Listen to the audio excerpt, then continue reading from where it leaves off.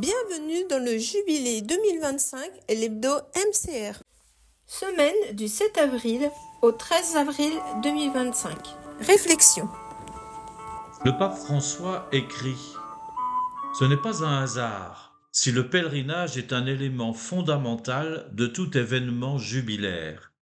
Se mettre en marche est caractéristique de celui qui va à la recherche du sens de la vie. Le pèlerinage à pied est très propice à la redécouverte de la valeur du silence, de l'effort, de l'essentiel. L'année prochaine encore, les pèlerins de l'espérance ne manqueront pas d'emprunter des chemins anciens et modernes pour vivre intensément l'expérience jubilaire. Dans la ville même de Rome, il y aura aussi des itinéraires de foi, en plus des traditionnels itinéraires des catacombes et des 7 églises. Transiter d'un pays à l'autre, comme si les frontières étaient abolies, passer d'une ville à une autre dans la contemplation de la création et des œuvres d'art, permettra de tirer profit des expériences et des cultures diverses pour porter en soi la beauté qui, harmonisée par la prière, conduit à remercier Dieu pour les merveilles qu'il a accomplies.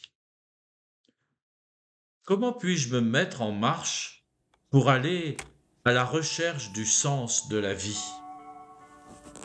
Actualité. En France, le diocèse d'Orléans rentre de Rome. Le diocèse de Rennes part en jubilé à Lourdes cette semaine avec son évêque Monseigneur d'Ornelas, puis à Rome en décembre. À Rome toujours, le pèlerinage des 7 églises est une balade champêtre et spirituelle ancienne destinée à honorer les martyrs.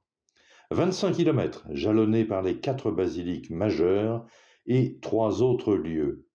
Sainte-Croix de Jérusalem, qui abrite la relique de la Passion rapportée par sainte Hélène, Saint-Sébastien, du nom du soldat romain transpercé de flèches, et enfin la basilique Saint-Laurent, qui garde une relique de Saint-Étienne. Merci pour votre écoute.